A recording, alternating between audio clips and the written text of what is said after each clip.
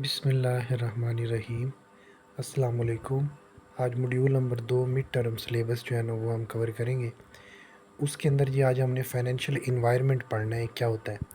यानी एक पूरे का पूरा जो मुआशी माहौल है ना, जिसके अंदर आपके मुख्तलिफ़ तरह के मुआशे से जुड़े हुए इदारे जो है ना वो मतलब कॉन्टैक्ट में होते हैं आपस में, ठीक है, इंटरेक्ट करते हैं। वो कैसे मतलब कि आपके उस बिज़नेस के ऊपर असरअंदाज़ हो रहे होते हैं, ठीक है, या आपका बिज़नेस उनके ऊपर असरअंदाज़ होता है।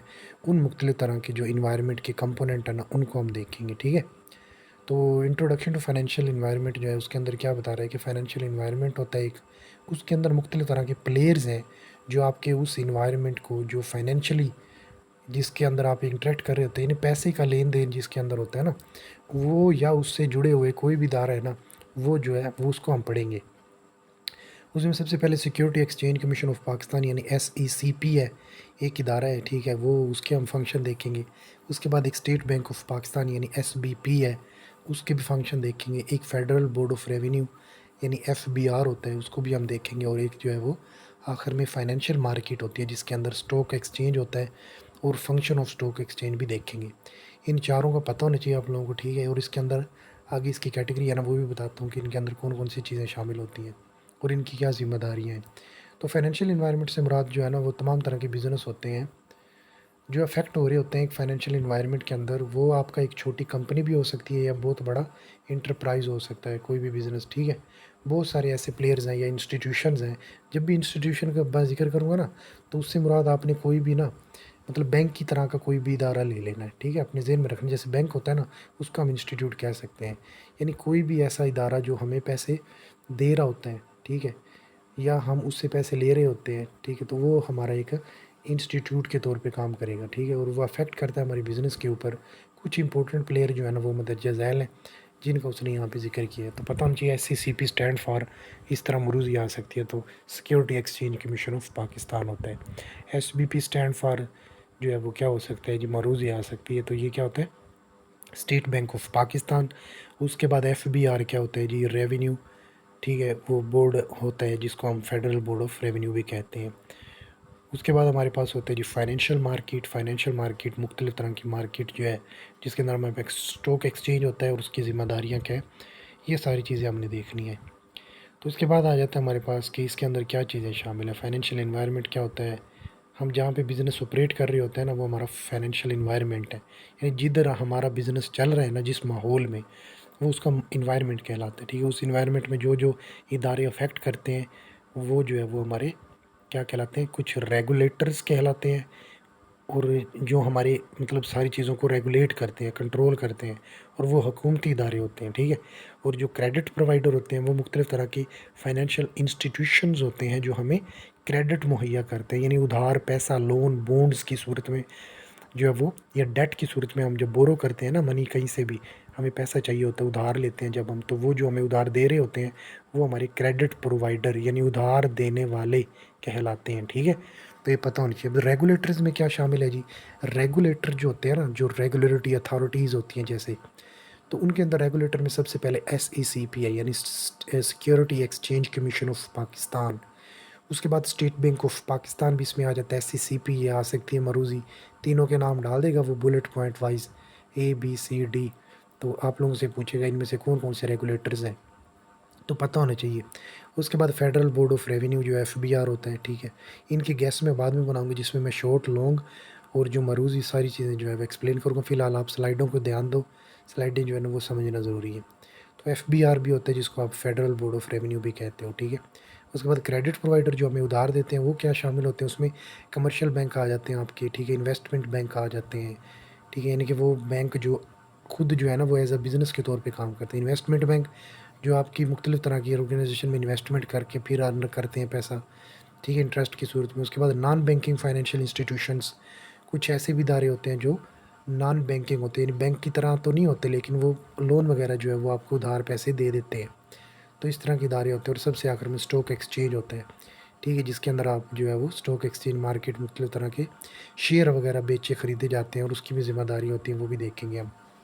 तो इधर देख लो जी, लेफ़्ट साइड पे थोड़ी सी और एक्सप्लेनेशन है वो भी देख लेते हैं। कोऑपरेट रेगुलेटरी अथॉरिटीज़ होती हैं कुछ, ठीक है। रेगुलेटरी अथॉरिटीज़ में SCCP है, जिसका स्टैंड फॉर है security exchange commission of Pakistan. ये क्या करता है? ये रूल्स एंड रेगुलेशन बनाता है मुख्तलिफ तरह की कंपनियों को कंट्रोल करने के लिए। पता होनी चाहिए ज़िम्मेदारी का। SBP क्या है जी? इसका मतलब स्टेट बैंक ऑफ पाकिस्तान है। ये क्या करता है? ये रूल बनाता है और रेगुलेशंस बनाता है कंट्रोल करने के लिए पाकिस्तान के तमाम तरह के बैंकों को। उनका हेड है समझो।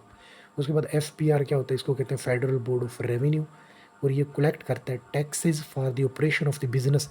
एक बिजनेस के ऑपरेशन के लिए टैक्स जो है ना उनको कलेक्ट करता है। ठीक है। तो ये जिम्मेदारी आ सकती है, वेरी इंपॉर्टेंट है। सारों का बेसिक जो कोर है ना वो जहन में होगी, तो बाकी इनके पॉइंट्स जब मतलब एक्सप्लेन में आगे जाके जब मतलब देखोगे ना, समझाऊंगा, तो फिर आसानी रहेगी। तो FPR का काम हुआ टैक्स वगैरह इकट्ठा करना। SB का काम हुआ तमाम पाकिस्तान की बैंक्स को कंट्रोल करना। SCCP का काम हुआ मुख्तलिफ तरह की कंपनीज़ को कंट्रोल करना। अब आ गया क्रेडिट कंपनियाँ। अब जो क्रेडिट देते हैं ना हमें, वो कौन कौन से होते हैं? उसमें आपके तमाम तरह की वो कंपनी शामिल होती हैं जो फाइनेंस करते हैं। तो स्टार्टअप बिज़नेस, एक बिज़नेस स्टार्ट करते हैं हम, तो उसमें हमें जो फाइनेंस की ज़रूरत होती है पैसे की, वो हम जहाँ से लेते हैं ना, वो हमें कौन देते हैं भला? क्रेडिट कंपनी होती है। ठीक है। उसमें से हमारे कमर्शियल बैंक आ जाते हैं, इन्वेस्टमेंट बैंक आ जाते हैं, और नॉन बैंकिंग फाइनेंशियल इंस्टीट्यूशन आ जाते हैं। आगे जो भी स्लाइडें आएंगी ना, इन सारों के ऊपर वो डिटेल होगी। हम डिटेल से SCCP की ज़िम्मेदारी पढ़ेंगे, डिटेल से हम जो है वो स्टेट बैंक की ज़िम्मेदारी पढ़ेंगे, उसमें मुख्तलिफ तरह के बैंक है वो पढ़ेंगे। डिटेल से हम FBR और उसकी मतलब काम पढ़ेंगे। डिटेल से हम कमर्शियल बैंक देखेंगे, investment bank, non banking financial institution क्या होते हैं ये देखेंगे। तो आगे इनकी एक्सप्लेनेशन होगी सारी की सारी। तो ये बेसिक कोर पता होगा कि कौन सा क्रेडिट प्रोवाइडर है, कौन सी रेगुलेटरी अथॉरिटी है, और जो आखिर में फाइनेंशियल मार्केट जिसके अंदर स्टॉक वगैरह एक्सचेंज होता है वो होता है। ठीक है। तो ये पता होना चाहिए। उसके बाद अब हमारे पास आ गया जी सेंट्रल बैंक, जिसको हम SBP भी कहते हैं, यानी स्टेट बैंक ऑफ पाकिस्तान को ही सेंट्रल बैंक भी कहा जाता है। ठीक है। स्टेट बैंक ऑफ पाकिस्तान ये सेंट्रल बैंक में आता है। सबसे पहले हेडिंग उसमें सेंट्रल बैंक की दी है, जिसमें हमारा स्टेट बैंक ऑफ पाकिस्तान होता है। अब ये जो स्टेट बैंक है ना हमारा, पूरे का पूरा जो पूरे पाकिस्तान के बैंकों को कंट्रोल कर रहा होता है, और हर एक बैंक उसी से रजिस्टर होता है, उसी के अंडर होता है। तो स्टेट बैंक ऑफ पाकिस्तान जो है ना SBP, इसकी ये सारी जिम्मेदारियां ज़बानी याद होनी चाहिए। यहाँ से शॉर्ट आता है 3 नंबरों का, याद रखना है आप लोगों ने, और एक लॉन्ग भी आता है इसी में से। तो ये सेकंड मॉड्यूल बहुत इंपॉर्टेंट है, लॉन्ग और शॉर्ट इधर से आता है। ठीक है। एक एक शॉर्ट एक लॉन्ग, और एक ही शॉर्ट करना होता है मिड में आप लोगों ने दो में से, और एक जो है वो दो में से लॉन्ग करना होता है। दो दो में से एक लॉन्ग करना होता है। तो स्टेट बैंक ऑफ पाकिस्तान देख लेते हैं क्या काम करते हैं। उसकी ज़िम्मेदारी में आता है बैंक ऑफ इशू, यानी इसको बैंक ऑफ इशू भी कहा जाते हैं। मुख्तलिफ तरह की मनी वगैरह जो है ना वो इशू करते हैं। बैंकर्स जो होते हैं वो जुड़े होते हैं इसके साथ। मुख्तलिफ एजेंट्स, ये एजेंट के तौर पे काम करता है। एंड एडवाइज़र टू गवर्नमेंट, और ये गवर्नमेंट को एडवाइस भी कर रहा होता है कि हमारा जो है मनी ये है जी, इतने टैक्सेस पे लगेंगे, ये लगाओ वो लगाओ, पैसा किधर जा रहा है, मुल्क की मुशीयत क्या जा रही है, सारी तरह की चीज़ों को ये कंट्रोल करते हैं। Banker, agent and adviser to government के तौर पे काम करता है। और इसको बैंक ऑफ इशू भी कहते हैं, यानी हमारी मनी वगैरह जो भी होते हैं ना, रूल्स न्यू एंड रेगुलेशन जो भी इशू करने होते हैं, या हुकूमत की तरफ से कोई भी नया आर्डर आता है, तो तमाम बैंकों के ऊपर अगर वो इम्प्लीमेंटेशन करनी होती है तो वो यही बैंक इशू करता है। New new currency money issue भी बैंक जो करता है वो स्टेट बैंक ऑफ पाकिस्तान होता है। उसके बाद कस्टोडियन ऑफ कैश रिज़र्व, यानी मुख्तलिफ तरह के पैसे जो है ना उनकी ये कस्टोडियन करता है, यानी कि उनका ना एक निगरान के तौर पे काम करता है। फिर कस्टोडियन ऑफ फॉरेन बैलेंस, मुख्तलिफ तरह के जो बैरूनी पैसे होते हैं ना, मतलब पड़े होते हैं। ठीक, जैसे रोशन अकाउंट के नाम से वो इमरान खान ने जो चलाया था ना, तो उस तरह के मुख्तलिफ तरह के जो भी अकाउंट्स होते हैं उनकी भी ये कस्टोडियन के तौर पे, रखवाले के तौर पे काम करता है। उसके बाद है जी अगला पॉइंट वेरी इंपॉर्टेंट है, लेंडर ऑफ लास्ट रिसोर्ट, यानी मुख्तलिफ तरह के जो भी बैंक, अगर पैसा जो है वो उनके पास ख़त्म हो गया है उस बैंक के पास, ठीक है, उसने अपने कस्टमर को देखना है, अब मुख्तलिफ तरह की जगहों पे पैसे देने लेने हैं, उनका ऑपरेशन बंद होने जा रहा है, तो ये लास्ट रिसोर्ट यानी आखिरी जो है ना वो सहारे के तौर पे काम भी करता है स्टेट बैंक ऑफ पाकिस्तान। मुख्तलिफ तरह के बैंक वहाँ से भी लोन वगैरह पैसे वगैरह लेके एडजस्टमेंट कर लेते हैं। उसके बाद क्लियरिंग हाउस, मुख्तलिफ तरह के जो भी चेक्स वगैरह होते हैं ना ऑनलाइन, पूरे पाकिस्तान के बैंकों का जो सिस्टम बैकग्राउंड पे चल रहा होता है, वो असल मेन कंट्रोल जो है ना वो SBP यानी स्टेट बैंक ऑफ पाकिस्तान के पास होता है। यहाँ से जो भी ट्रांजैक्शन हो रही होती है ना, दरअसल वो सारी की सारी पीछे SBP जो है ना उसको कंट्रोल करता है, और वो वहाँ से क्लियर करता है, तब जाके आपकी एक ट्रांजैक्शन वगैरह जो है वो ओके होती है, ठीक है। उसके बाद कंट्रोल ऑफ क्रेडिट, मुख्तलिफ़ तरह की उधार होती है ना, उसका लेवल क्या रखना है। मुख्तलिफ़ बैंकों को ये शराइत दी जाती हैं कि आपने इससे ज़्यादा किसी कंपनी को इतना उधार नहीं देना, ठीक है।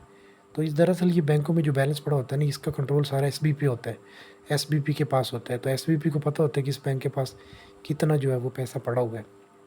तो क्रेडिट यानी उधार वगैरह की कंट्रोल जो है वो भी देखता है ये, ठीक है। उसके बाद प्रोटेक्शन ऑफ डिपॉजिटर्स इंटरेस्ट, यानी मुख्तलिफ़ तरह के जो बंदे पैसे जमा करवाते हैं ना बैंक में, तो उनका पैसा वहाँ पड़ा रहता है, तो उसके ऊपर उनको कुछ ना कुछ इंटरेस्ट मिल रहा होता है, क्योंकि बैंक जो है ना उनके पैसों को भी इस्तेमाल करके आगे लोगों से एक्स्ट्रा जो है वो इंटरेस्ट लेके और वो बंदे के जो पैसे हैं वो भी पूरे कर रहा होता है। और उनकी जो डिपॉजिटर होते हैं ना, जिन्होंने इंटरेस्ट लेना होता है, उनका भी ख्याल रखता है कि उनको कितना इंटरेस्ट देना है, कितना नहीं। कुछ पॉलिसी बनाता है जिसके ऊपर वो बैंक फॉलो करके उनको जो है वो प्रोटेक्शन दी जाती है। ज़रा लेफ़्ट साइड पे डिटेल है वो भी देख लेते हैं कि स्टेट बैंक ऑफ पाकिस्तान जो है ना, वो बैंकों का बैंक कहलाता है। ये रेगुलेट करता है और कंट्रोल करता है तमाम तरह के बैंक्स और फाइनेंशियल इंस्टीट्यूशन को, ठीक है। अब इसका सबसे पहले काम क्या होता है कि वैल्यू ऑफ करेंसी, यानी कि जो करेंसी होती है ना उसकी वैल्यू को ये कंट्रोल भी करता है, और ये हर एक कंट्री के लोगों के ऊपर जो है वो अफेक्ट कर रहा होता है। फिर ये करेंसी जो है ना उसको इशू करने का काम भी करता है, यानी सेंट्रल बैंक से रिस्पॉन्सिबल ज़िम्मेदार होता है इशू करने और सर्कुलेशन ऑफ करेंसी, यानी करेंसी को सर्कुलेट में रखने का। उसके बाद किसी को ना ये मतलब ये नहीं कहता कि वो बैंक को के अंदर पैसे को रोक के रखो, स्टॉक बना के रखो। वो कहते हैं इसको जितना हो सके सर्कुलेट करो, ताकि मोर इंटरेस्ट के साथ आप लोग ज़्यादा प्रॉफिट कमा सको। और वो बैंक जो है वो पाकिस्तान स्टेट बैंक, वो भी वहाँ से टैक्सेस वगैरह इकट्ठे करता है, वो भी बताता हूँ आगे। उसके बाद ये कस्टोडियन ऑफ कैश रिज़र्व, यानी it works as custodian of the cash reserve of bank, बैंकों के कैश रिज़र्व के तौर पे काम करता है। उसके बाद लेंडर ऑफ लास्ट रिसोर्ट के तौर पे काम करता है, मतलब इट हेल्प्स, ये मदद करता है दी सब ऑर्डिनेट बैंक, यानी कि उसके जो मातहत बैंक है ना उनको as a lender of last resort, उधार देने का आखिरी जो है वो एक मददगार के तौर पे काम करता है जब वो पैसे की उनको ज़रूरत होती है। क्लियरिंग हाउस, यानी payment and receipt of other banks clear through the central bank, यानी पेमेंट और जो रिसिप्ट है ना दूसरे बैंकों की, वो मुख्तलिफ़ तरह की जो क्लियरेंस होती है उनकी, वो आप सेंट्रल बैंक से करते हो, ठीक है। सेंट्रल बैंक उनकी मंजूरी देता है। उसके बाद प्रोटेक्शन ऑफ डिपॉजिट और इंटरेस्ट, यानी जब कस्टमर डिपॉजिट करता है ना कैश को बैंक के अंदर, तो एसबीपी एक उसके पैसे के मतलब की गारंटी जो है ना वो एसबीपी की तरफ से होती है कि इनको जो पैसा दे रहे हो वो हम देख रहे हैं, वो कंट्रोल कर रहा होता है, ठीक है। तो ये बात है। उसके बाद हमारे पास आ गया अब security exchange commission of Pakistan, सही है। तो सबसे पहले वैसे तरतीब तो हमारी जो थी वो इस तरह थी कि पहले रेगुलेटरी अथॉरिटी थी पहली वाली स्लाइड में, फिर जो थी वो एसबीपी था, फिर जो था वो एफपीआर था। लेकिन यहाँ पे हमने सबसे पहले जो है वो सेंट्रल बैंक यानी एसबीपी पढ़ लिया। अब जो है वो हम एससीसीपी जो है ना दूसरी रेगुलेटरी अथॉरिटी थी उसको ज़रा देखते हैं, यानी security and exchange commission of Pakistan, इसकी ज़िम्मेदारी क्या है और ये क्या काम करता है। नंबर एक, जो रेगुलेट करता है ये कॉरपोरेट सेक्टर को, यानी ताउन करने वाले मुख्तलिफ जो सेक्टर होते हैं ना उनको रेगुलेट करता है, चलाता है। और पूरी कैपिटल मार्केट जो है ना जहाँ पे लोगों ने सरमाया लगाया होता है मार्केटों के अंदर, उनको भी कंट्रोल करता है। अब इसकी ज़िम्मेदारियाँ क्या हैं ये पता होना चाहिए। ज़ुबानी आप लोगों को एक एक लफ्ज़, सेकंड मॉड्यूल ज़ुबानी हिफ़्ज़ होना चाहिए आप लोगों को, ये मैं आपको बता दूँ, क्योंकि इसमें से कम से कम मिड के 10 नंबर इसी में से आ रहे हैं, टोटल 30 में से मरूज़ी भी इसमें से आ रही हैं 2-3, ठीक है। और पहले में से भी 2-3 मरूज़ी आ जाती है। इस तरह कर करा के पहले ये जो है ना मॉड्यूल 2, इनमें से आपकी जो है ना वो 12 से 13 नंबर बन जाते हैं, ठीक है।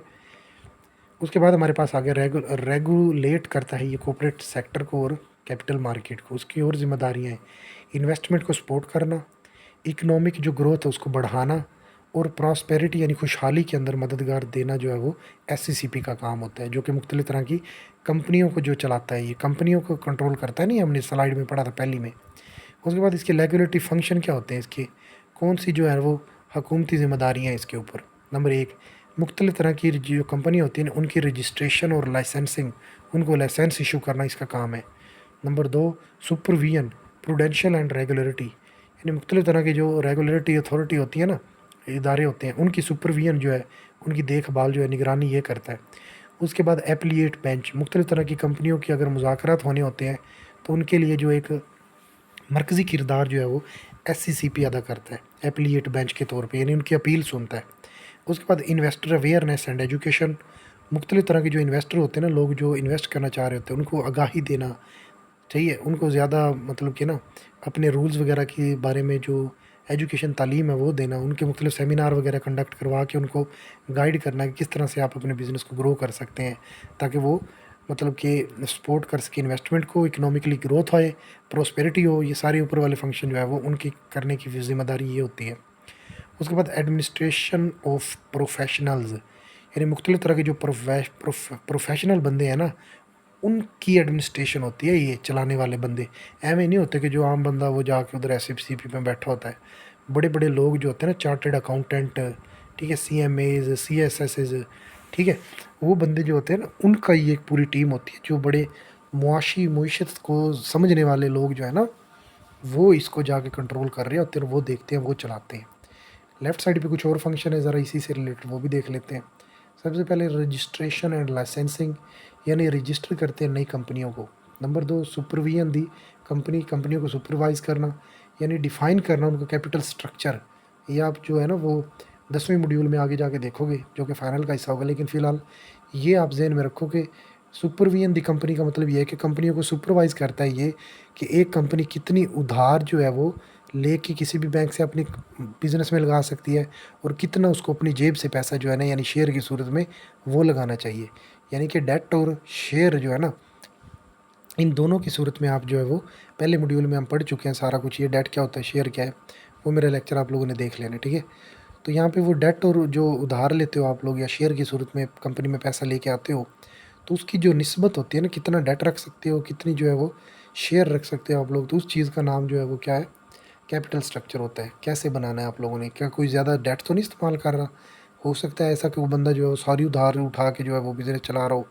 कुछ ऐसे असूल होते हैं जिनके ऊपर पाबंद रहना होता है बंदे ने, जिसने बिज़नेस शुरू करना होता है या जिसने उधार देनी होता है, कि आपने 30% से ऊपर उधार नहीं देनी, उसका अपनी जेब से पैसा लगना चाहिए। मिसाल के तौर पे एक बंदे ने लाख रुपया इन्वेस्ट करना है बिज़नेस में, तो एक कंपनी का असूल होगा, एक मतलब कि इदारा होगा एक पाकिस्तान का, जिसको एससीसीपी कहते हैं।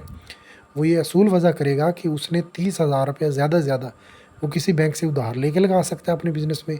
70,000 उसको अपनी जेब से फॉर एग्जांपल लगाना पड़ेगा, ठीक है। यानी अपने कैपिटल स्ट्रक्चर, टोटल सरमाए का उसने जो इन्वेस्ट करने जा रहा है, उसका 30%, यानी ये कह लो दूसरे लफ्ज़ 30% डेट यानी उधार की सूरत में वो लगा सकता है, और मैक्सिमम और जो बाकी है ना अमाउंट 70% जो है वो शेयर यानी अपनी जेब से या शेयर इशू करके मुख्तलिफ लोगों से फाइनेंस करवाएगा। मतलब जितना ज़्यादा आप उधार ले लोगे ना, तो फिर रिस्क बढ़ जाता है कि आपने उधार देना भी है, हो सकता है कंपनी कहीं भी चले जाए, ठीक है ना। फ्यूचर का तो किसी को कोई पता नहीं होता, तो रिस्क फैक्टर होने की वजह से ज़्यादा जो है ना वो इस चीज़ों को कंट्रोल किया जाता है कि कोई कंपनी ज़्यादा उधार तो नहीं लेके बैठी हुई है, फ्लॉप हो गया तो ज़ाया हो जाएगा, ठीक है। उसके बाद एप्लीएट बेंच, यानी resolve the conflict between the company. मुख्तलिफ तरह की कंपनियों में अगर कोई कन्फ्लिक्ट आ रहा है, उन पर तसादम आ रहा है, ठीक है, कोई लड़ाई झगड़े हो जाते हैं, तो उनको रिजोल्व करने के लिए एक एप्लीएट बेंच के तौर पे काम करता है। उसके बाद इन्वेस्टर अवेयरनेस एंड एजुकेशन, मुख्तलिफ तरह के जो लोग इन्वेस्ट करना चाह रहे होते हैं इस बैंक के अंदर, उनको आगाही दी जाती है, और अवेयरनेस के लिए सेमिनार बनाए जाते हैं, दिए जाते हैं, कंडक्ट करवाए जाते हैं। सपोर्ट इन्वेस्टमेंट, यानी ये बिज़नेस और के अंदर इन्वेस्टमेंट करने के लिए सपोर्ट करता है कि आपको सपोर्ट करनी चाहिए।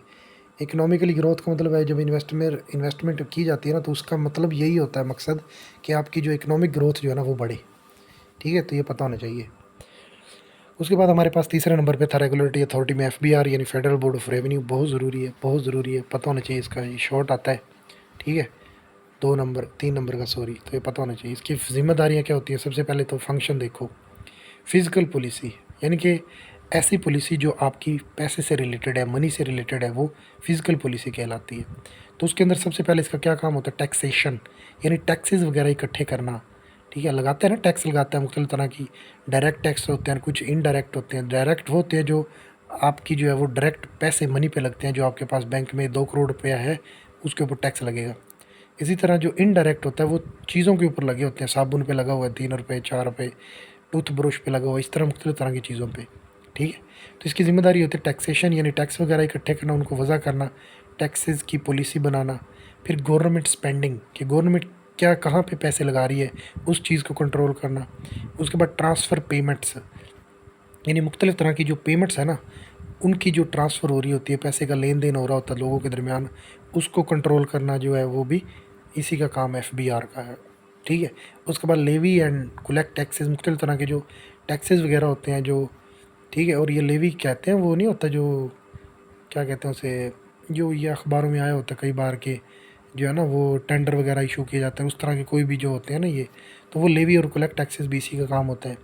डायरेक्ट एंड इनडायरेक्ट टैक्सेस जो है वो भी इसकी ज़िम्मेदारी है। उसके बाद ये एपिलीट एपिलिएट ट्राइब्यूनल के तौर पे काम करता है, जिसका मतलब है कि मुख्तलिफ तरह की कंपनी जो होती है ना, अगर उनको हाथ उनसे ज़्यादा लग जाता है टैक्स, ठीक है, और कोई कंपनी कहती है कि मुझे जो टैक्स है वो ज़्यादा लगा है, और वो इस बात के ऊपर रजामंद नहीं होते, तो फिर उनके लिए एक एपिलिएट बेंच यानी अपील उनकी जो है वो सुनने के लिए एक, मतलब उसके ये सेंट्रल फंक्शन के तौर पे काम करता है कि उनके दरमियान आपस में जो है वो बातचीत करके अगर उनका ज़्यादा टैक्स लगा होता है तो उसको रिलीफ़ दिया जाता है, और अगर कम है या कोई इस तरह का मसला है तो उनके मसाइल को जो है मुख्तलिफ तरह की जो कंपनियों में अगर टैक्सेस वगैरह ज़्यादा कम हो रहे हैं तो उस चीज़ का जो है वो हल जो है उसके तौर पे भी ये काम करता है, मतलब उनके दरमियान आपस में मीटिंग करके वो रिजॉल्व करवाता है। तो ये भी काम करते हैं। तो ये सारे इंपॉर्टेंट है, ज़ुबानी याद होनी चाहिए आप तो ए टू जी। उसके बाद फंक्शन ऑफ एफबीआर का काम क्या है जी? मेन फंक्शन जो है ना एफबीआर का, वो मदरजा ज़ैल है कि फ़िज़िकल पॉलिसी बनाता है। यानी गवर्नमेंट जो यूज़ कर रही है ना, रेवेन्यू जो कमा रही है, प्रॉफिट वगैरह आता है, कलेक्ट करती है और फिर वो लगाती है जहाँ पे, उस चीज़ का जो इन्फ्लुएंस होता है ना मुल्क की, कंट्री की जो इकोनॉमी उसके ऊपर, उसको फ़िज़िकल पॉलिसी कहते हैं। उसके बाद टैक्स कलेक्शन, यानी मुख्तलिफ तरह के जो टैक्सेस होते हैं ना वो कब और कितने डिसाइड करने हैं, कलेक्ट करने हैं, उस चीज़ का जो है वो पॉलिसी भी यही बनाता है एफबीआर। उसके बाद गवर्नमेंट कहाँ पे अरेंजिंग कर रही है फाइनेंसेस को, कहाँ से मतलब टैक्स जो है वो लेके आ रही है और कहाँ पे मतलब वो लगा रही है, इस चीज़ की जो अरेंजिंग फाइनेंस थ्रू टैक्स के थ्रू पैसे को अरेंज करना, ठीक है। उसके बाद उसको गवर्नमेंट की स्पेंडिंग के लिए देना जो है वो भी ये कंट्रोल करती है। उसके बाद ट्रांसफ़र पेमेंट, यानी जो हमें बिल वगैरह के ऊपर जो टैक्सेस वगैरह लग रहे होते हैं, सारी चीज़ें ये इसी के थ्रू होती हैं। उसके बाद ट्रांसफ़र पेमेंट, यानी रिस्पॉन्सिबल होती है, ज़िम्मेदार होती है ये कि वो आपकी प्रॉफिट के बगैर जो है ना वो मतलब ट्रांसफ़र होनी चाहिए, आपको देने की जो है वो ज़िम्मेदार होती है। उसके बाद डायरेक्ट और इनडायरेक्ट टैक्सेस होते हैं। डायरेक्ट टैक्स आपकी डायरेक्ट इनकम पे लगते हैं, और जो इनडायरेक्ट होता है वो एक्सपेंडिचर यानी शॉपिंग वगैरह करते हुए चीज़ों के ऊपर लग रहे होते हैं। उसके बाद एपीलेट ट्राइब्यूनल के तौर पे काम करता है, यानी कि ये जो कॉन्फ्लिक्ट होता है ना मुख्तलिफ तरह की पार्टियों के दरमियान, अगर हाई टैक्स लग गया है तो उसके दरमियान जो मसला है उसको हल करवाने का भी काम करता है। तो ये भी पता होना चाहिए एफपीआर का काम। उसके बाद जी अब हम देख लेते हैं सबसे आखिर में जो पॉइंट था ना हमारे पास, स्टॉक एक्सचेंज, यानी कि जो मैंने बताया था आप लोगों को पीएसएक्स, वो ज़रा देख लेते हैं हम। उसके बाद फिर जो है वो मुख्तलिफ तरह के जो रेगुलर मतलब क्रेडिट प्रोवाइडर है ना उनको देखेंगे। तो पाकिस्तान स्टॉक एक्सचेंज के अंदर सबसे पहले तो ये है कि ये कैपिटल और मनी मार्केट कहलाती है। लोगों का पैसा वगैरह लगा होता है, पता होना चाहिए, ज़बानी मरूज़ी आती हैं, बड़ी इंपॉर्टेंट और बड़ी कॉम्प्लिकेटेड होती हैं, आसानी से समझ भी नहीं सकता बंदा क्या कह रहा है। उसके बाद ये प्राइमरी और सेकेंडरी मार्केट के तौर पे भी काम करता है, ठीक है, पीएसएक्स। उसके बाद ये मुल्क की इकोनॉमिक इंडिकेटर दिखा रहा होता है, पता है ना, हम शाम को देखते हैं खबरें, आज इतने स्टॉक एक्सचेंज बढ़ गया, इतना कम हो गया, ये हो गया, वो हो गया, तो वो इकोनॉमिक इंडिकेटर के तौर पे जो है वो काम करता है। उसके बाद बैरूनी मुल्क से लोग जो है ना वो भी आके फॉरेन इन्वेस्टमेंट होती है, उसका भी ये जो है सारे कुछ कंट्रोल वो पीएसएक्स यानी पाकिस्तान स्टॉक एक्सचेंज करता है। अब इसकी ज़िम्मेदारियाँ क्या है पाकिस्तान स्टॉक एक्सचेंज की? मुख्तलिफ तरह की जो कंपनी होती है ना उनको लिस्ट करना, अपने मतलब कि उनकी रजिस्ट्रेशन वगैरह जो है ना वो लिस्टिंग जो है ना वो कंपनियों की करता है। ये पहले रजिस्ट्रेशन तो वो करवा लेंगी ना पहले एफसीसीपी से, उसके बाद अगर वो स्टॉक एक्सचेंज के अंदर अब इन्वेस्ट करना चाह रही हैं तो वो अपने आप को पहले लिस्ट करवाएंगी, यानी लिस्टिंग ऑफ कंपनी जो है ना वो होती है। उसके बाद दूसरे नंबर पर ट्रेडिंग ऑफ सिक्योरिटीज़, यानी मुख्तलिफ तरह की जो सिक्योरिटी होती है ना, सिक्योरिटी से मुराद है आप शेयर वगैरह लेते हो, बॉन्ड्स वगैरह इशू किए जाते हैं, उनकी जो ट्रेडिंग है ना वो कंट्रोल करता है ये पीएसएक्स। उसके बाद स्टॉक मार्केट इंडिसेस, यानी कि स्टॉक मार्केट के अंदर जो रुझान होता है ना उसका, वो बढ़ा है, कम हुआ है, क्या है, वो दिखाता है। उसके बाद ये डाटा पोर्टल के तौर पे काम करता है कि मुख्तलिफ तरह का डाटा जो है ना वो यहाँ मौजूद होता है कि आज कितना मतलब डाटा हुआ, पिछले 2 साल का, 3 साल का, जो भी पाकिस्तान की डेट के अंदर टाइम में इस दौरानिए में क्या रहा है सूरत हाल। फॉर एग्ज़ाम्पल इमरान खान के 2 सालों में अगर हम देखना चाहते हैं कि स्टॉक एक्सचेंज कैसे जा रहा था, वो हमें बताएगा। और ये शहबाज शरीफ लोगों के दौर में अब जो भी है उसमें अगर देखना चाहते हैं तो उसके अंदर कैसी सूरत हाल जा रही है, ठीक है। तो ये सारी चीज़ों का फैक्ट जो है ना वो ये अपने अंदर एक डाटा पोर्टल के तौर पे सेव भी कर रहा होता है, और उसको जो है वो मतलब इशू भी करते हैं, मुख्तलिफ तरह की जो इन्फॉर्मेशन होती है। उसके बाद गाइडेंस ऑफ इन्वेस्टर, मुख्तलिफ तरह के जो इन्वेस्टर होते हैं, इन्वेस्टमेंट करना चाह रहे होते हैं लोग जो स्टॉक मार्केट के अंदर मुख्तलिफ शेयर लेके कंपनियों के, अपना पैसा लगा देते हैं और फिर उनको वहाँ से प्रॉफिट यानी डिविडेंड के तौर पे पैसा मिल रहा होता है। तो उस तरह से जो वो बंदे होते हैं ना, उनको ये गाइड भी करता है कि आप लोग ये वाला शेयर ले लो, ये ना लो, ये ले लो। इस तरह मुख्तलिफ़ तरह की इन्फॉर्मेशन जो है वो वहाँ से लेके लोग जो है वो इन्वेस्टमेंट के लिए इंटरेस्टेड होते हैं। तो ये मुख्तलिफ़ तरह की जो काम थे PSX यानी पाकिस्तान स्टॉक एक्सचेंज के। लेफ्ट साइड पे और इन्फॉर्मेशन मौजूद है, ज़रा वो भी देख लेते हैं कि फाइनेंशियल मार्केट जो है ना वो मोस्ट फेमस जो है वो मार्केट होती है, स्टॉक मार्केट जो है उसको कहते हैं। और ये 3 मेन थी पहले, एक थी कराची स्टॉक एक्सचेंज, और एक थी LSE यानी लाहौर स्टॉक एक्सचेंज, और एक थी ISE यानी इस्लामाबाद एक्सचेंज। तो ये तमाम तरह की मिल के ना अब एक ही बना दी गई है, इसको पाकिस्तान स्टॉक एक्सचेंज यानी PSX कहा जाता है। दो तरह की मार्केट होती है, एक होती है प्राइमरी और एक होती है सेकेंडरी। प्राइमरी मार्केट वो होती है जहाँ पे नए जब भी इशू किए जाएंगे ना शेयर, तो जो ओनर होते हैं ना, यानी कि जो मालिक होते हैं, यानी जो शेयर होल्डर होते हैं पहले से एग्जिस्टिंग, वो उनको ख़रीद सकते हैं। और जो सेकेंडरी मार्केट है ना, उसके अंदर ओल्ड इशूड शेयर होते हैं, पुराने। सेकेंडरी मार्केट में ओल्ड इशूड यानी पुराने पहले से इशू किए हुए शेयर होते हैं, और उनको जो है वो ऑनर यानी पहले से मौजूद जो बंदे हैं ना, वो नहीं ख़रीद सकते, नए बंदे ख़रीद सकते हैं सिर्फ, जो भी आना चाहते हैं शेयर लेने के लिए। उसके बाद फंक्शन ऑफ स्टॉक एक्सचेंज क्या है जी?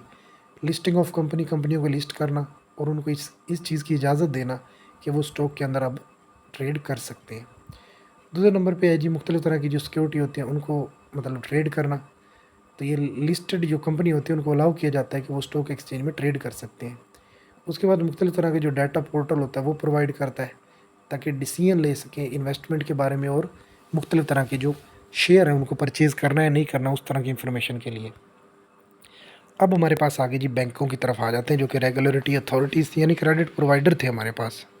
ठीक है, सॉरी, हमने पहले पढ़ा पूरी की पूरी रेगुलर अथॉरिटीज़, उसके अंदर हमने SECP पढ़ा, फिर सेंट्रल बैंक पढ़ा, ठीक है, जिसके अंदर SBP था, फिर हमने FBR यानी फेडरल बोर्ड ऑफ रेवेन्यू पढ़ा, फिर हमने स्टॉक एक्सचेंज पढ़ा, और अब हम आ गए ज़रा क्रेडिट प्रोवाइडर की तरफ, जिसके अंदर सबसे पहले हम देखते हैं कि हमने कहा था कमर्शियल बैंक होते हैं, इन्वेस्टमेंट बैंक होते हैं, और मुख्तलिफ़ तरह के नॉन बैंकिंग फाइनेंशियल इंस्टीट्यूशन होते हैं। ठीक है, तो यहाँ पे हम कमर्शियल बैंक पढ़ते हैं सबसे पहले। तो कमर्शियल बैंक क्या होता है दरअसल? वो कहता है बहुत सारे बैंक जो है ना वो ऑपरेट करते हैं, पाकिस्तान के अंदर कर रहे हैं, और ये लोकल भी हो सकते हैं और जो इंटरनेशनल भी हो सकते हैं। तो इनको जो है वो हम कमर्शियल बैंक कहते हैं, क्योंकि ये हमें प्रोवाइड करते हैं बैंकिंग सर्विसेज, ठीक है, अपने कस्टमर को। उसके बाद हमारे पास अब सबसे पहले जो है ना बैंकिंग सिस्टम जो है ना पूरे का पूरा कमर्शियल बैंक का, वो कैसे काम करता है, उसकी ज़िम्मेदारियाँ क्या हैं, वो कौन सी सर्विस हमें मुहैया करता है, क्या सहूलियात देता है, वो देख लेते हैं। 4 तरह की यहाँ पे सहूलियात है, ज़ुबानी याद होनी चाहिए, पता होनी चाहिए। नंबर 1 डिपॉज़िट्स, यानी कि हमें जो पैसा जो है ना वो वहाँ पे रखने की सहूलत देता है। 2 तरह के अकाउंट्स होते हैं, एक होता है सेविंग और एक होता है जो है वो इंस्टेंट। ठीक है, तो सेविंग अकाउंट होता है ना जो, वो ये होता है कि आप पैसा रख देते हो और आप बाउंड कर देते हो कि मैं इतने पैसे इतनी देर के लिए रख रहा हूँ, मुझे इसके ऊपर हर साल 1 लाख के साथ जो है वो 10,000 का इजाफा होना चाहिए, वो सेविंग अकाउंट है। इंस्टेंट अकाउंट ये होता है कि उसके ऊपर आपको कोई इंटरेस्ट वगैरह नहीं लग रहा होता, आप जब चाहे मर्ज़ी अपना पैसा रख सकते हैं, निकलवा सकते हो। तो ये डिपॉज़िट का काम भी करते हैं बैंक। Number 2 landing. लैंडिंग क्या होता है? उधार देना, कि बैंक जो है ना वो शॉर्ट टर्म और लॉन्ग टर्म जो है ना वो उधार के तौर पे काम करते हैं, कि आप इनसे डेट वगैरह ले सकते हो, बोरो कर सकते हो मनी फॉर शॉर्ट टर्म और लॉन्ग टर्म, यानी थोड़े वक्त के लिए भी और 1 साल से ज़्यादा अरसे के लिए भी। उसके बाद फाइनेंशियल सर्विसेज, मुख्तलिफ़ तरह की जो फाइनेंशियल सर्विसेज है ना वो देते हैं, जैसे कि आपको पेमेंट की ट्रांसफ़र जो है करने की सहूलत देते हैं, कि आप जब मर्ज़ी चाहे आप एक जगह से दूसरी जगह पैसे भेज सकते हो। उसके बाद पेमेंट्स के तौर पे काम करता है, कि आपको पेमेंट जो है ना पैसे, वो आप कहीं से भी निकलवा सकते हो, कहीं और रखवा सकते हो, ले के जा सकते हो। उसके बाद मुख्तलिफ़ तरह की जो पेमेंट होती है ना उसके ऊपर आपको इंश्योरेंस की सहूलत भी देते हैं, कि आपको जो है वो इंश्योरेंस प्रोवाइड कर दी जाती है। उसके बाद कुछ फाइनेंशियल प्रोडक्ट भी होती हैं इनकी, ठीक है, जैसे मोर्टगेज हो गया, अनसिक्योर्ड फाइनेंसिंग होती है, CDs यानी जो डिपॉजिट करने की जो सहूलत होती है ना कस्टमर को, वो होती है। ठीक है, ATM कार्ड हो गया आपका, ठीक है, इसी तरह की जो चेक बुक होती है, ये फाइनेंशियल प्रोडक्ट होती हैं। ठीक है, मुख्तलिफ़ तरह की जो चीज़ें आपको मिलती हैं। और ये सारे बैंकों को कौन चलाता है? इन सारों को गवर्न करता है आपका स्टेट बैंक ऑफ पाकिस्तान यानी पाकिस्तान SBP। लेफ़्ट साइड पे ज़रा देख लेते हैं फंक्शन को ज़रा डिटेल में। एक्सेप्ट करता है डिपॉजिट, यानी कि करंट और सेविंग अकाउंट के तौर पे काम करता है, एंड पे इंटरेस्ट टू कस्टमर, और कस्टमर को इंटरेस्ट देता है। बता चुका हूँ करंट सेविंग अकाउंट क्या होते हैं। ठीक है, उसके बाद लैंडिंग यानी give loan to the other customer, दूसरे लोगों को कस्टमर को जो है वो लोन देता है, एंड चार्ज इंटरेस्ट, और उसके ऊपर इंटरेस्ट चार्ज करता है। The difference between deposit and lending is spread or profit. अब ये पैसा जो दिया है ना उसने, उससे उसकी अमाउंट और जो पैसा उसको टोटल रिसीव होगा उसकी अमाउंट का डिफरेंस जो होता है ना, वो आपके पास प्रॉफिट होता है। और वो डिफरेंस आपके पास इंटरेस्ट की सूरत में होता है। उसके बाद होता है फाइनेंशियल सर्विसेज, यानी प्रोवाइड करता है डिफरेंट फाइनेंशियल सर्विसेज, जैसे ऑनलाइन पेमेंट होती है, ट्रांसफ़र करना, पेमेंट यानी कि आपके बिल वगैरह पे करते हो आप लोग, फॉर एग्जांपल इंश्योरेंस करवा लेते हो तो उसके ऊपर आपको वो सहूलत देता है, चेक बुक मिलता है, एटीएम कार्ड वगैरह, सारी फाइनेंशियल सर्विसेज है, ज़बानी याद होनी चाहिए। उसके बाद फाइनेंशियल प्रोडक्ट, यानी क्रेडिट कार्ड देना, ठीक है, मोर्टगेज होता है, अनसिक्योर्ड फाइनेंसिंग वगैरह, मुख्तलिफ तरह की ये जो सूरत हाल होती है ना, तो ये सारी की सारी क्या कहलाती हैं, फाइनेंशियल प्रोडक्ट है। उसके बाद हमारे पास आ गए डेवलपमेंट फाइनेंशियल इंस्टीट्यूशन। अब इसके अंदर एक तो हमने पढ़ लिया था मतलब कमर्शियल बैंक, और एक इन्वेस्टमेंट बैंक था, और उसके बाद था हमारे पास डेवलपमेंट फाइनेंशियल इंस्टीट्यूशन, यानी कि नॉन बैंकिंग फाइनेंशियल इंस्टीट्यूशन होते हैं मुख्तलिफ तरह के। अब जो DFI होता है ना, डेवलपमेंट फाइनेंशियल इंस्टीट्यूशन, वो कहते हैं फंड देता है, वो इकोनॉमिक डेवलपमेंट प्रोजेक्ट, मुख्तलिफ तरह के जो मुआशी तरक्याती मनसूबे होते हैं ना, उनके लिए फ़ंड देता है। पता होना चाहिए DFI के काम, एक एक चीज़ ज़बानी याद होनी चाहिए, हिफ्ज़ होनी चाहिए। फिर डेवलपमेंट करता है एंड इमर्जिंग इकनॉमीज़, बहुत इंपॉर्टेंट है ये सेकंड मॉड्यूल, पहले भी बता चुका हूँ। एक शॉर्ट आएगा एक लॉन्ग आएगा, और यहीं से आपका पूरा हो जाता है पूरे का पूरा, क्योंकि दो में से एक लॉन्ग करने होते हैं, दो में से एक शॉर्ट करना होता है। तो 5 नंबर का शॉर्ट होता है, लॉन्ग होता है, और 3 नंबर का शॉर्ट होता है। 8 नंबर ये हो गए, 2 मरूज़ इसमें से आती हैं, 2 पहले में से आती हैं, 4 वो हो गया, 8 और 4 12 नंबर का पेपर तकरीबन पहले 2 मॉड्यूल में से आएगा। उसके बाद जो है वो डेवलपिंग एंड एमर्जिंग इकनॉमीज़, मुख्तलिफ तरह की जो इकनॉमीज़ होती हैं उनकी डेवलपमेंट और उनकी एमर्जिंग जो इकनॉमीज़ होती है ना, बढ़ती हुई, उनके लिए ये काम करता है डेवलपमेंट प्रोजेक्ट के अंदर। उसके बाद ये नॉन कमर्शियल बेसिस पे काम करता है, यानी कि कमर्शियल नहीं होता, ये नॉन कमर्शियल होता है, ठीक है। यानी इसका मकसद कोई ज़्यादा सहूलत देना नहीं होता, ये लोन वगैरह प्रोवाइड करके वहाँ से इंटरेस्ट जो है ना वो लेते हैं। उसके बाद हाई रिस्क लोन, इनका रिस्क जो होता है वो हाई रिस्क ही होता है, क्योंकि इनके ऊपर जो इंटरेस्ट है ना वो भी ज़्यादा, रिटर्न ज़्यादा मिलता है आप लोगों को, ठीक है, तो इनके ऊपर रिस्क भी ज़्यादा होता है। उसके बाद इक्विटी पोजीशन होती है, यानी कि ये क्या करते हैं, मुख्तलिफ तरह की कंपनियों के अंदर शेयर भी खरीद लेते हैं बाज़ औक़ात ये इदारे, समझ आ रही है। उसके बाद रिस्क गारंटी, ये गारंटी जो है ना वो देते हैं रिस्क के लिए, कि हम जो है वो इतना रिस्क अगर आप लोग इन्वेस्ट करोगे तो आप जो है वो, आपको रिस्क जो है वो नहीं दिया जाएगा, आपको हम ये गारंटी देते हैं, ठीक है, आपको रिस्क नहीं है हमारे अंदर, मतलब अपना एतमाद बढ़ाने के लिए जो है वो जो हाई रिस्क लोन देते हैं। इक्विटी की पोजीशन ये होती है कि वो कहीं भी शेयर खरीद सकते हैं, इक्विटी दरअसल शेयर वगैरह को कहा जाता है, और रिस्क गारंटी ये वगैरह की जो है वो ये सहूलत देते हैं, और नॉन कमर्शियल बेस पे होते हैं, डेवलपिंग एंड एमर्जिंग इकनॉमीज़ को देखते हैं, fund for economic development project के लिए फ़ंड देते हैं। अब कितनी तरह के होते हैं ये, देखो टाइप ऑफ DFIs कितनी तरह की होती है। नंबर 1 मल्टीलेटरल, बाईलेटरल, फिर नेशनल, फिर कम्युनिटी, और फिर माइक्रो फाइनेंस जो है इंस्टीट्यूशन के तौर पे काम करते हैं। ज़बानी याद होने चाहिए सारे नाम। मल्टीलेटरल होता है आफाकी तौर पे पूरी दुनिया में फैला हुआ, बाईलेटरल होता है एक पूरे 2-3 मुल्कों के दरमियान, और नेशनल होता है कौमी सतह पे, कम्युनिटी होता है मुआशरती सतह पे, और माइक्रो फाइनेंस इंस्टीट्यूशन तो होते ही हैं। तो DFI की मुख्तलिफ तरह की सूरत हाल हो सकती हैं, जैसे दुनिया पूरी के अंदर 2-3 मुल्कों के दरमियान, या जैसे पूरी दुनिया के अंदर अगर कंट्रोल है ना वो IMF का है, ठीक है। अगर 2-3 मुल्कों के दरमियान है ना तो वो हमारा एशियन बैंक है, जैसे एशिया के 4-5 मुल्क शामिल होंगे उसमें। इसी तरह जो नेशनल वाइड है ना वो पूरे हमारे पाकिस्तान के अंदर जो नेशनल तौर पे, जो कौमी तौर पे जो बैंक है वो आ जाएंगे। कम्युनिटी बेस पे ये होता है कि हमारी मुख्तलिफ कम्युनिटीज़ के अंदर जो है वो छोटे छोटे, अगर हम कोई फाइनेंशियल इंस्टीट्यूशन बना दें तो वो आ जाएंगे, ठीक है। और माइक्रो फाइनेंस इंस्टीट्यूशन, यानी वो फाइनेंशियल इंस्टीट्यूशन जो फाइनेंसिंग करते हैं, पैसा तो देते लेते हैं, लेकिन वो कोई बैंक की तरह काम नहीं करते, वो बैंक नहीं होते, ठीक है। तो ये होता है, सारा ज़मानी याद होना चाहिए, पता होना चाहिए आप लोगों को इसका बड़ी डिटेल के अंदर। उसके बाद आ गया नॉन फाइनेंशियल कंपनी भी होती हैं कुछ, जिनको आप NBFC यानी नॉन बैंकिंग फाइनेंशियल कंपनी कहते हैं। नॉन बैंकिंग से ज़ाहिर हो गया कि ये कोई बैंकिंग तो नहीं होते, बैंक की तरह के इंस्टीट्यूशन तो नहीं होते, लेकिन फाइनेंशियल ज़रूर होते हैं। ये फाइनेंसिंग के अंदर काम करते हैं, पैसे लेने देने के अंदर आपकी मदद करते हैं, मुख्तलिफ तरह की कंपनियों को जो है वो सपोर्ट करते हैं, और वहाँ से अपना कुछ ना कुछ फ़ायदा ले रहे होते हैं। तो ये नॉन फाइनेंशियल कंपनी जो होती हैं वो होती हैं जो रेगुलेटेड लाइक कमर्शियल बैंक की तरह चलती तो हैं, लेकिन वो फाइनेंसिंग एक्टिविटी के अंदर इन्वॉल्व नहीं होती, जैसे बोरो एंड लैंडिंग वगैरह नहीं करते। तो ये क्या करते हैं फिर, ये शेयर वगैरह ख़रीद के वहाँ पे हिस्सा डालते हैं, ठीक है, और वहाँ पे अपना बिज़नेस चलाते हैं, ठीक है।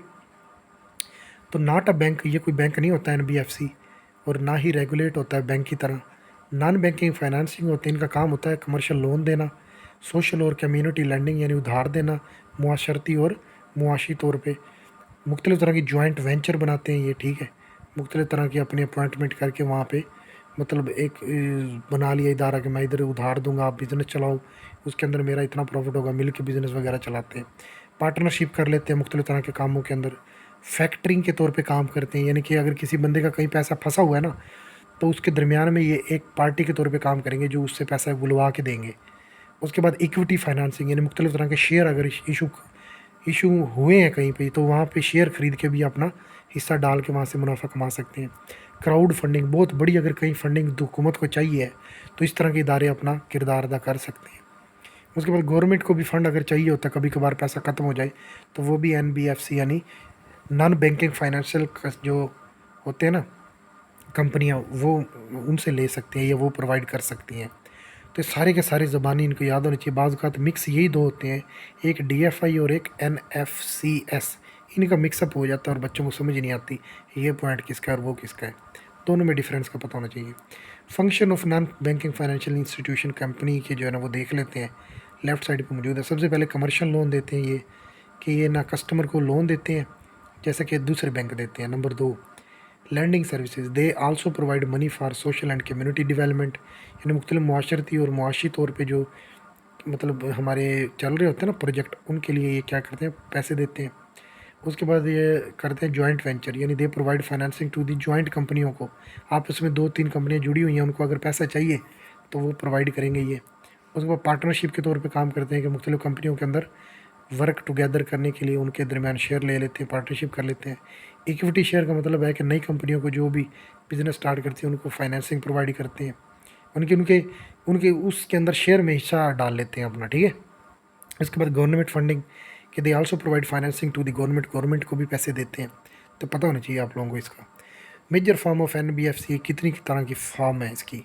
सबसे पहले तो इसके अंदर DFI आ जाता है, यानी वही जो हमने पहले पॉइंट पढ़ा है ना, डेवलपमेंट फाइनेंस इंस्टीट्यूशन, पहला बुलेट DFI, इससे मुराद वही है। यानी जो DFI है ना वो दरअसल एक NBFC भी है, लेकिन एक NBFC DFI नहीं है। समझ आ गई है? तो मतलब ये हुआ कि जो आपका दरअसल DFI है ना वो एक NBFC ही है। यानी पहला पॉइंट ही यही है कि ये इसके मेजर फॉर्म होते हैं, DFI के तौर पे काम करते हैं, यानी उसके सारे काम ये करता है, लेकिन इसके सारे काम वो नहीं करता। उसके बाद इंश्योरेंस कंपनियाँ, वो भी इसमें शामिल है। लीजिंग कंपनी, उधार वगैरह देने वाली। इन्वेस्टमेंट कंपनी, वो भी इसमें शामिल है। मुडराबा कंपनी, अब ये मुडराबा क्या होता है ये बताता हूँ। ये मुख्तलिफ़ तरह के ना इस्लामिक जो है ना वो एक मतलब कि इस्लामिक कंपोनेंट है जो बैंकों में इस्तेमाल होता है, इस्लामिक बैंकों में। मुडराबा आगे जाके फिर तफसील में बताऊँगा। हाउस फाइनेंस कंपनी होती है मुख्तलिफ़ तरह की जो बैंकों पैसे मतलब हाउसिंग स्कीमों में काम करती हैं, उधर ये डाल सकता है, पंगा जाके ले सकता है पैसों की सूरत में, अपना शेयर ले बना लेंगे।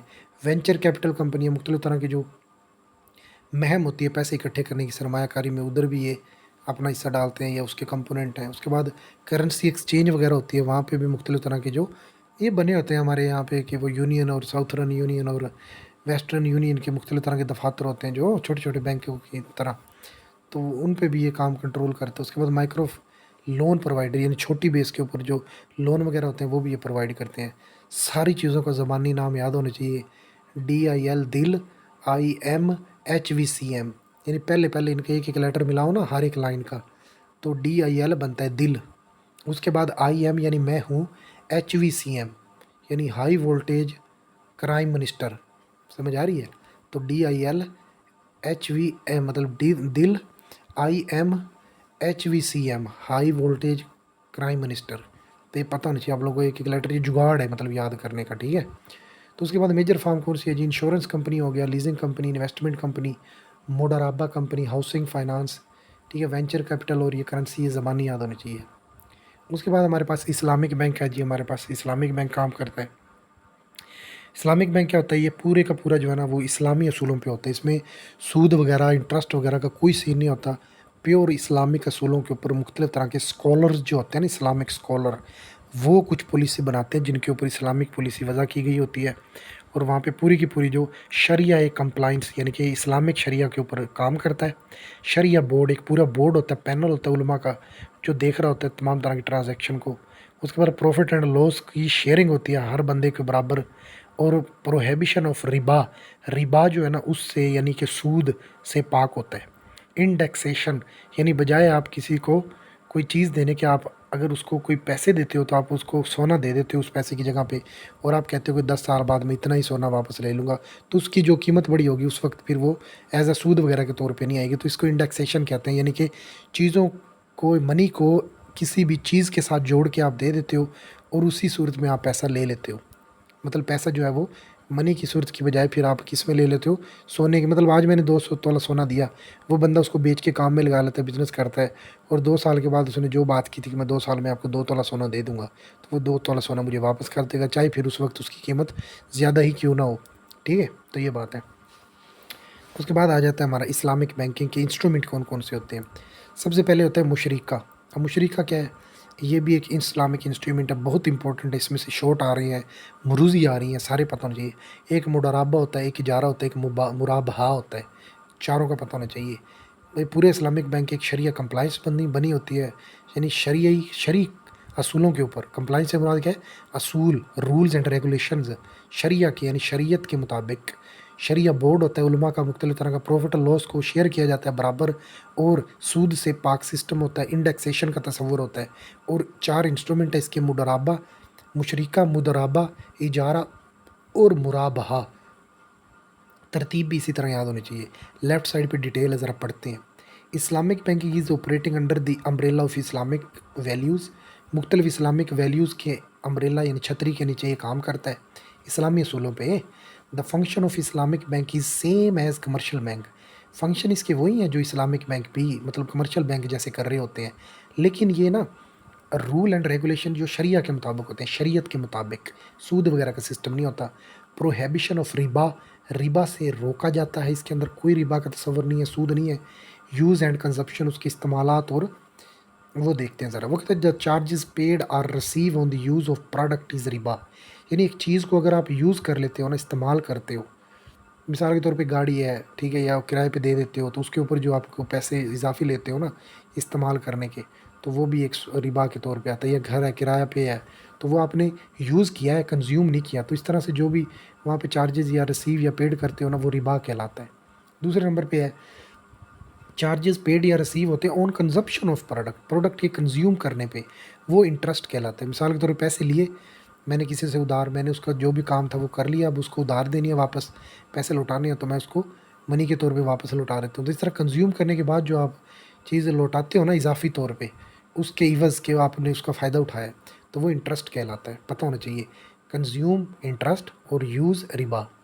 उसके बाद पाकिस्तान के अंदर ना एक शरिया बोर्ड बना हुआ है जो डिसाइड करता है कि आपकी जो आने वाली और जाने वाली जो रकमें आप कर रहे होते हो, भेज रहे होते हो, उनमें कोई सूद का तस्वर ना आए। ठीक है, इस्लामिक असूलों पे होने चाहिए वो। इंडेक्सेशन का तस्वुर होता है इसके अंदर।